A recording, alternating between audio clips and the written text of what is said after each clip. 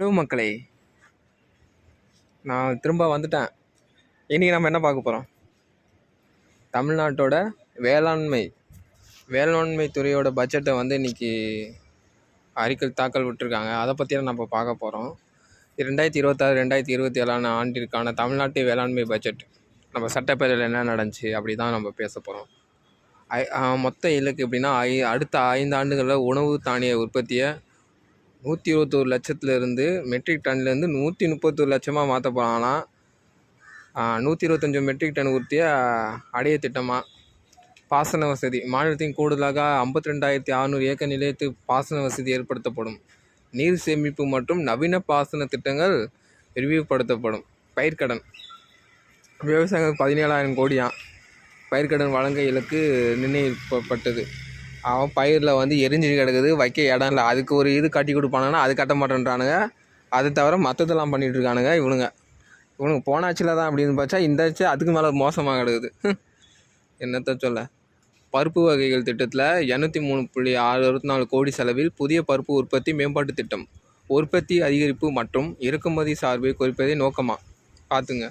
AI தொழில்நுட்பமாக விவசாயிகளுக்காக AI மற்றும் மிஷின் லேர்னிங் அடிப்படையிலான செயலி. விவசாயம் கஷ்டப்படாதவங்கள பார்த்துக்கோங்கடா, அதான்டா மெயின். வானிலை பூச்சி தாக்குதல், உரம், சந்தை விலை உள்ளிட்ட தகவல்கள் நேரடியாக வழங்கப்படும். இதற்காக மாநில நிதியில் 2 கோடி ஒதுக்கினான். ட்ரோன் பயன்பாடாம். ட்ரோன் மூலம் உரம், பூச்சிக்கொல்லி தெளித்தல் மற்றும் பயிர் கண்காணிப்பு ஊக்குவிக்கப்படும். என்னென்ன பண்ணுறானுங்க பாருங்கள். இதுக்கெல்லாம் காசே எங்கே வந்து வரப்போது நானும் பார்க்குறேன்.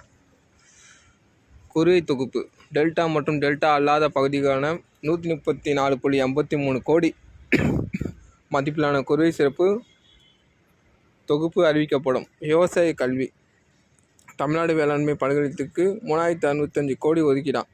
வேளாண்மை கல்வி மற்றும் ஆராய்ச்சி கூடுதல் முக்கியத்துவமாக. நீர்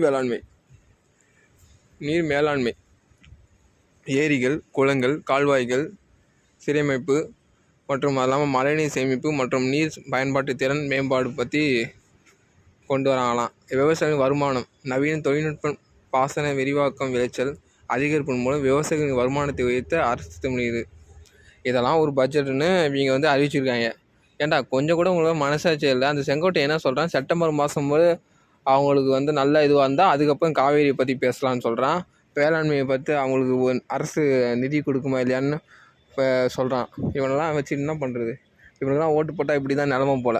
ரொம்ப ரொம்ப ரொம்ப ஒஸ்ட்டாக இருக்கானுங்க. ஒருத்தன் கூட அறிவாக சிந்திக்க மாட்டேன்றானுங்க. ஒருத்தன் கூட வந்து மக்களோட என்ன தேவையோ அதை பூர்த்தி பண்ண மாட்டேன்றானுங்க. அதை தவிர இவனுக்கு இஷ்டத்துக்கு அடிக்கிறானுங்க. ஐயோ, இவனெல்லாம் வச்சுக்கிட்டு என்னத்த சொல்கிறது?